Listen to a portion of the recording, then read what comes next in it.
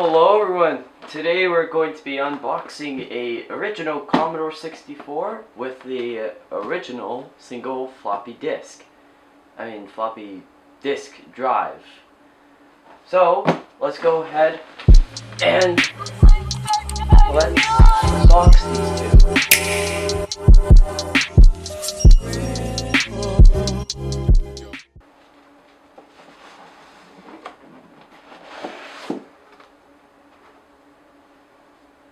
So here we have the Commodore 64.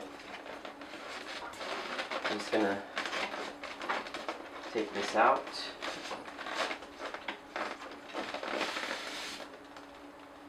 Put it right here for now. And just get all this stuff from here.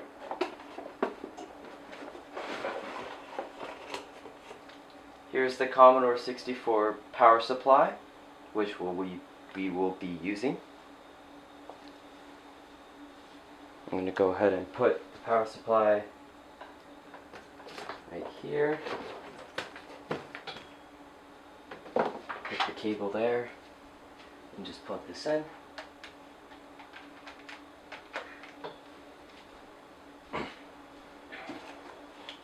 And we have our floppy disk connection cable, which we be using today.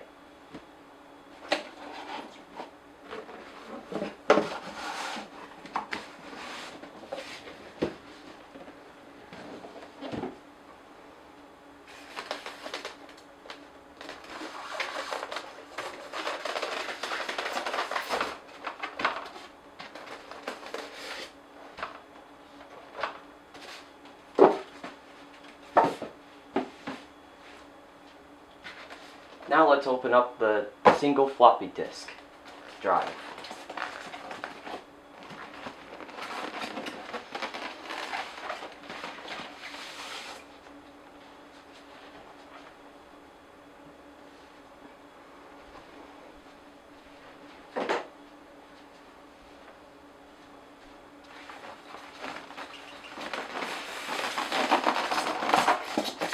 Here we can see the Commodore logo. And you just open it up like this, and there you go.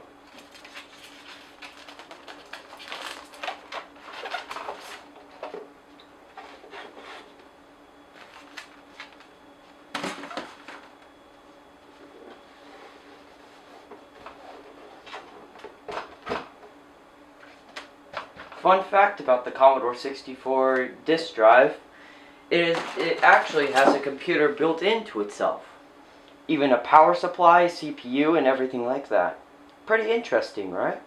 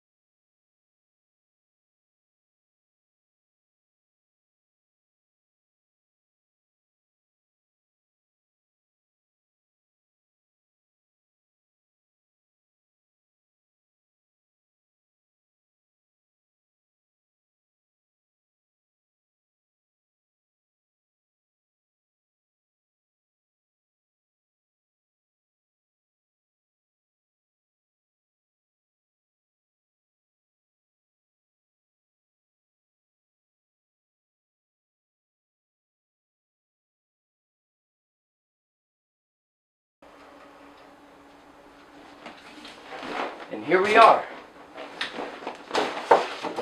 Commodore 64 Basic version 2. 64K of RAM, and well, that's how much free we have. So let's go ahead and let's type something simple.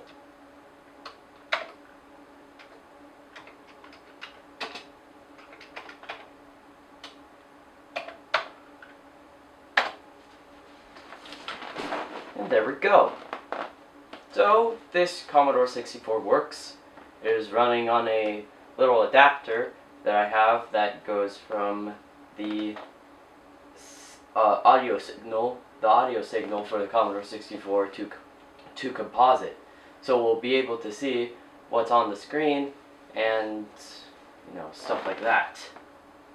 And to show you that the floppy disk does work, I do not have any disk in it yet because I haven't got to buy any floppy disks, but oops, I am very lazy at the moment.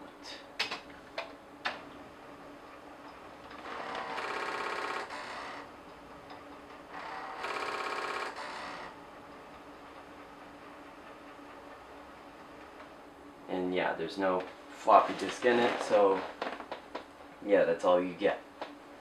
Let's go ahead and restart the system because it keeps on flashing red light at me. Because it shouldn't be doing that. But anyway, yeah, here's the Commodore 64. All the things work.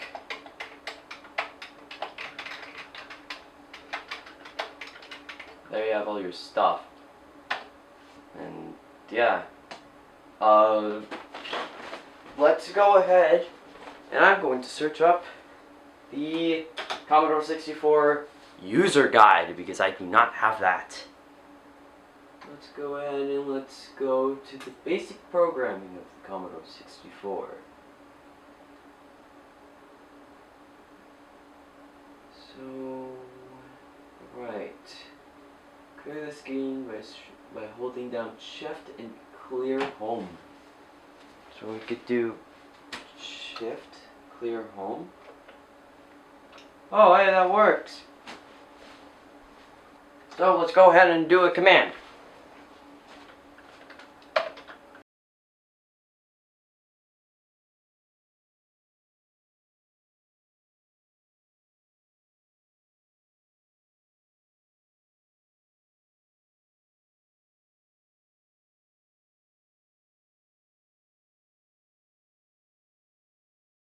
So now let's type in list. There's our code. Let's go ahead and run. And now it is spamming the Commodore 64. Yeet.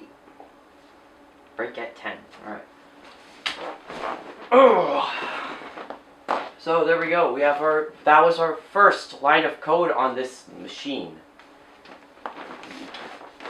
In my other video, my last recent video, if you remember, the last footage from the video of day 8 was me running a command on the Commodore 64.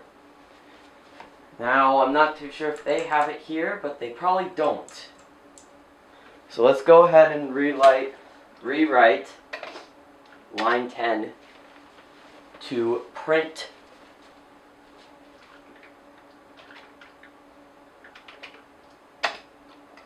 Commodore,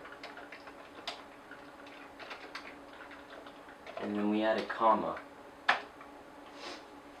So then that should be that, and then when we run it, we should have something different. And there we go, we just have Commodore just all over the screen.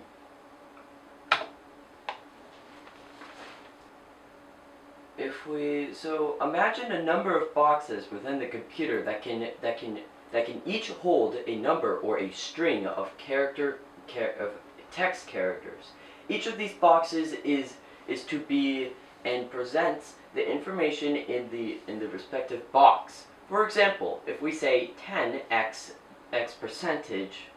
percent sign equals 15, 20x minus 23.5 And then 30, x dollar sign equals the sum of x percent plus x equals comma. The computer might represent the variables like this: x percent 15, x 20, x 23.5, x dollar sign, the sum of x percent minus x equals. Okay, list. There shouldn't be anything in there. Alright, so let's make a command. Another one. So 10 would be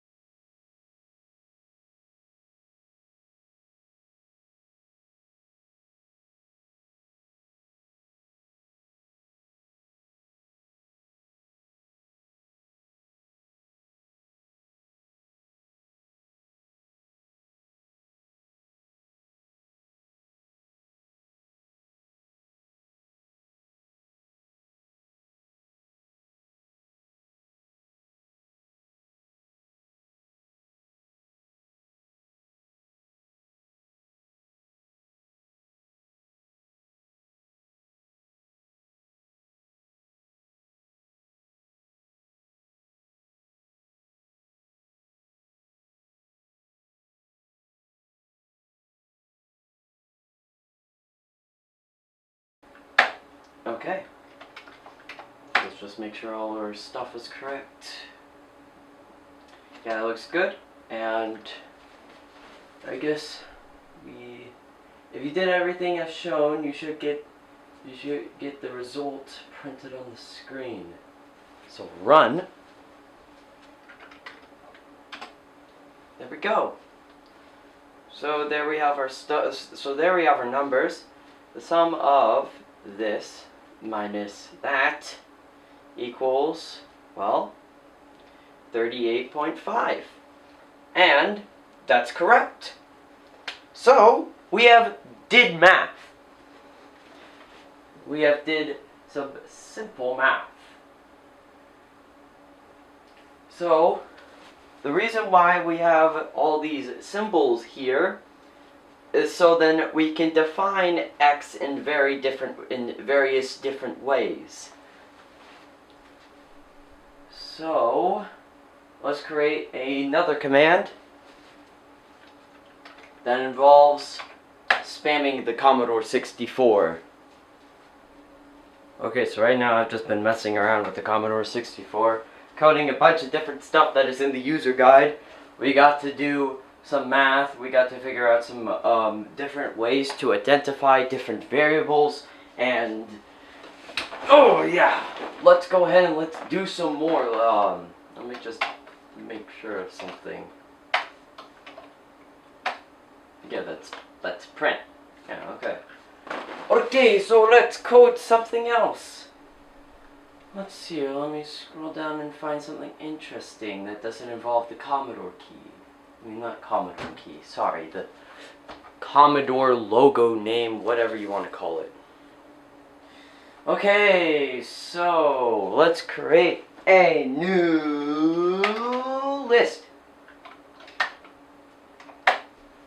Okay, so line 10,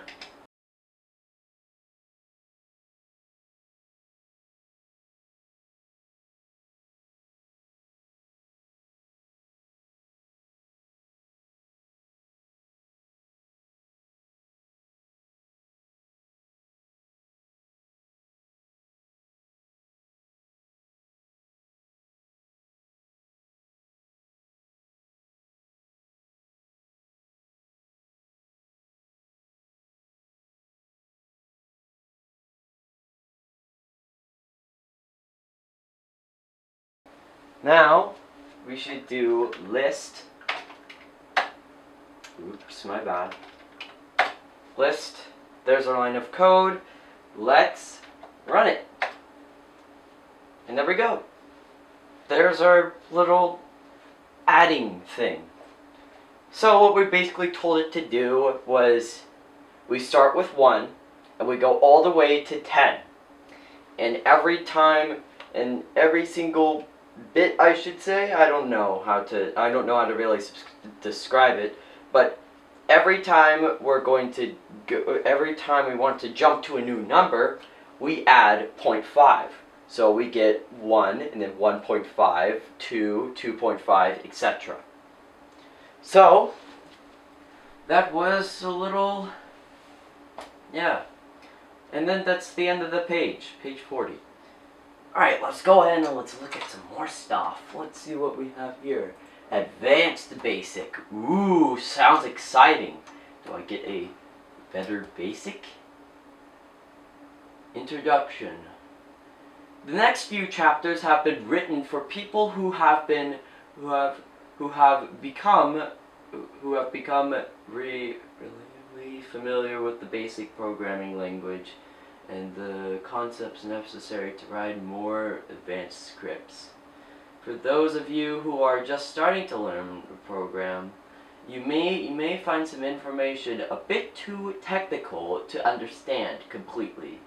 But take heart, because for these 2 fun chapters, sprite graphics and creating sound, we have some simple examples that are written for the next new user. The examples will give you a good idea how to use the I don't even know how to say that, sound and graphics variables available on your Commodore 64. If you decide that you want to learn more about programs in BASIC, we've put a the back of the manual. If you're already familiar with basic programming, this chapters will help you get started with advanced. There we go. Okay, let's do something simple. Let's do something very easy.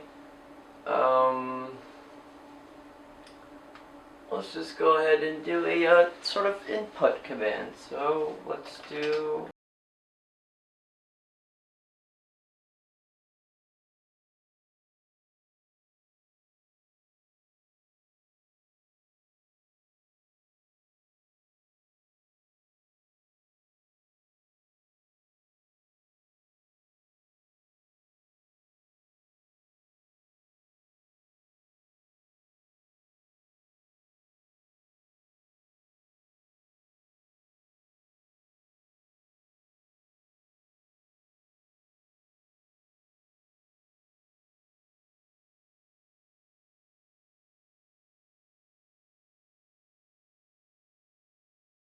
let's just run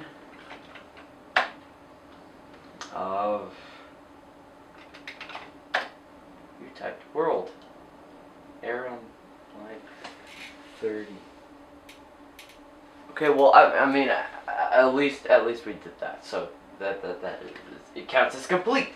Let's clear the screen. Okay, so that's the video. If you guys enjoy me playing around with vintage tech like this, please like. I actually have a Macintosh Plus that I would like to show, but are we still rolling? No, we are. Oh, we still are. But like I was saying, I have a Macintosh Plus that I would like to get working, and once I get that working, I would like to show it to you guys. So if you guys want to see more vintage tech like this, let's see if we can hit 4 likes on this video, and I will try my best to get that Macintosh Plus working, or buy some floppy disks and save some of our progress on here, and you know, save it. So thank you guys for watching. Comment, like, and subscribe, and I'll see you guys later. Bye.